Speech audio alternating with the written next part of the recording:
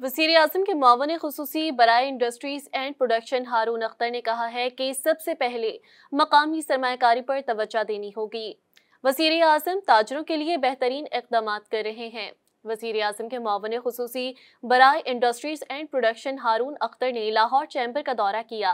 इस मौके पर उन्होंने कहा कि माजी में गलत पॉलिसियों के बायस सन्नत को शदीद नुकसान पहुंचा। बैरूनी सरमायाकारी पाकिस्तान में आ रही है, सबसे पहले मकामी सरमायाकारी पर तवज्जो देनी होगी। बेहतरी के लिए तवील मुद्दती पॉलिसियाँ बनाकर उन पर अमल करना होगा।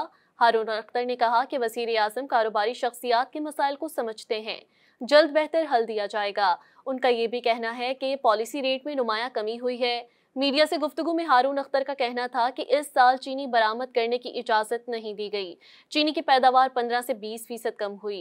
किल्लत की वजह से गन्ने की कीमत 400 से सवा 700 रुपए तक चली गई।